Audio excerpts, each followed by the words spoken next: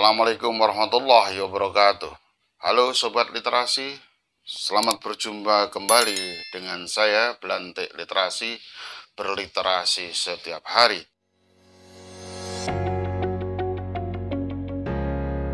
Consuming passion, the culture of American consumption, about global lifestyle under local conditions, about video dreams, television and cultural forms, root identities in post-authoritarian politics, about the Hollywood sign, the culture of American film, utopian, dreams, semiotics, and the new media. American Makeover, constructing identity in the age of entertainment, consumption patterns of the South Korean middle class and new generations, and middle class formation and consumption in Hong Kong. The endemic world of the high consumer, fashion and cultural formation. For consuming Asian ideas and issues. Brought to you by Design of Advertising.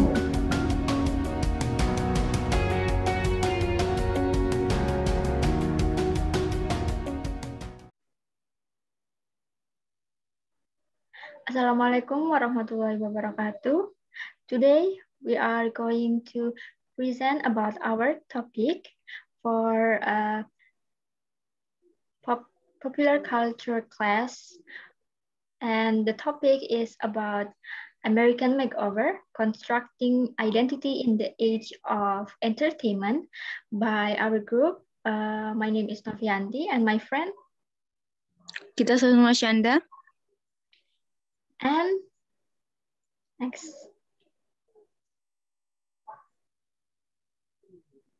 And in this topic, there will be eight highlights, 8 points, and each of us will be delivering for each 4 points.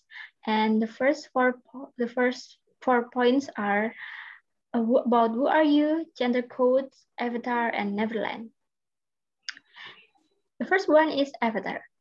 In 2009, commercial and other popular signifiers were filled with people transformed into another beings.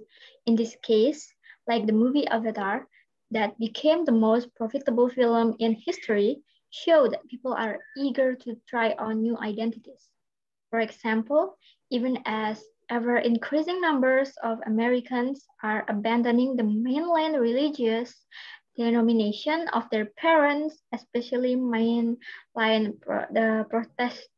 Protestantism, to choose spiritual identities of their own. So to an increasing number experimenting with the gender code that traditionally governs sexual and social behavior. The next one is about who are you? After people wanted to change their identity, people start to wonder about themselves.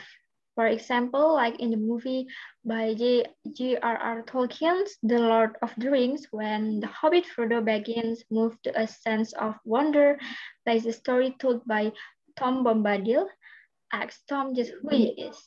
Tom's answer is evasive, like, who are you? Alone, yourself, and nameless. He replies, indeed, at that level, we are all pretty mysterious, our identities incommunicable to anyone else. The fact that we often take our social roles as marker of personal identity can confuse the matter even further. For we also identify ourselves as sons, daughters, sister, brothers, student, and even by the work we do. So asking yourself, who am I, is a very complicated question. Part of you, it might be added, comes simply from your own unique DNA, but your identity doesn't stop there because a large part of you also is shaped from your many experiences in life. Your social class, your race, and your gender too will have profound effects on your experience and identity. But in an entertainment culture like that of contemporary America, popular culture has emerged as a major shaper of individual identity, and desire. The entertainments you enjoy in your youth can also have a powerful effect on your sense of identity. The third one is Neverland. Talking about identity, some people might want it to be just like Peter Pan, a fictional character from Neverland that never gets old. Michael Jackson is one of them. That's one theory. So the procession of children, some of the plastic surgery. But then there was the question of his changing skin color. Long before his death, this was a matter of much speculation and controversy. Jackson's many fans insisting that it was due to a case of vitiligo, but his plastic surgeries and his choice of straight hair wigs in his later years Europeanized his appearance as well. Many of his fans saw this as an expression of Jackson's desire to transcend racial distinction, while others thought that he was trying to become white. Whatever his motivation were in the end, the controversy surrounding Jackson's physical changes demonstrate that while attitudes toward racial identification are changing, race is still a particularly powerful category of American identity. The representation of race in American entertainment is a striking case in point. African American, Asian Americans, Native American, Latin American, as well as such non-Anglo-Saxon Europeans as Italians and Eastern Europeans have endured long histories of stereotyping in American popular culture. And the problem has no means disappeared in more modern times. In the same vein, complaints were made about the movie The Last Airbender for changing the originally Asian savior figure to a European and about the casting of a white actor as Prince of Persia. At the same time, the diversity of lack theory of racial representation in primetime TV continues to be a matter of controversy and complaint. And the last one is about gender codes. Like race, your gender is also a category of identification, but there is a difference between your biological identity as a male or female and the gender codes that determine just how men and women are supposed to behave. A culturally constructed system that defines and dictates the appropriate roles and behavior for men and women in society. A gender code tells how to conduct yourself as a man or woman. Boys don't cry, girls do. Girls wear makeup, boys don't. Boys are aggressive, girls are passive. Boys play sport, while girls are cheerleaders. The list is so long and until recently, you ignored it at the risk of social ridicule or ostracization. In essence, X is a perfume, but the traditional gender code specify that perfume is for women. So it has a name associated with such a masculine coded trait as violence and aggression.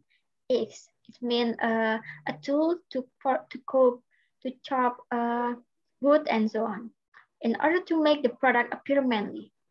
The well-known Dove campaign for real beauty, for its part, has attempted to modify the demands on beauty that traditionally are placed upon women.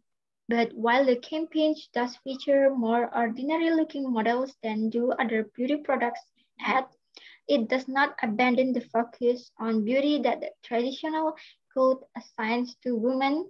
And it might also be pointed out the same company that constructed the Dove campaign is also behind the X line of products.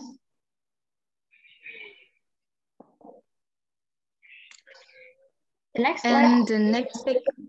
The next section is about whatever, post-feminism, reading, and supermarket ID. The first is post-feminism or third wave.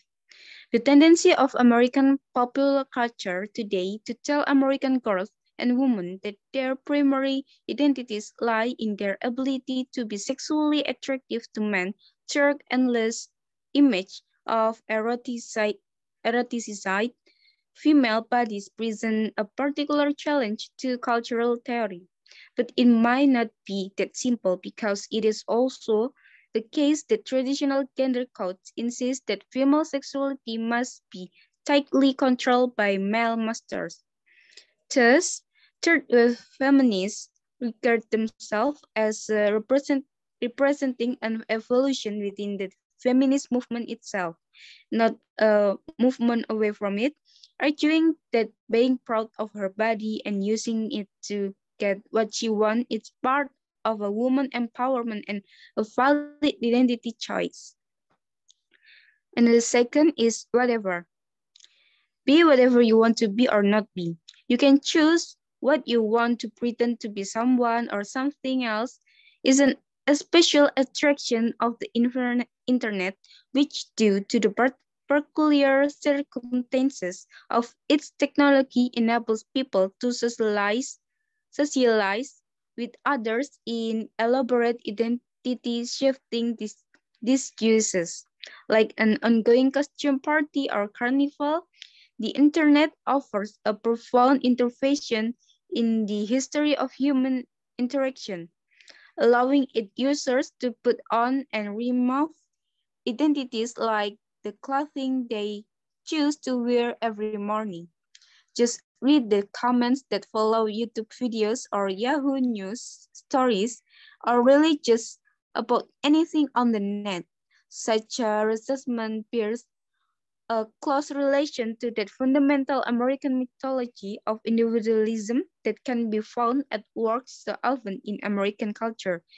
For it is our individualism that guides us, that guides our cherishing of our freedom.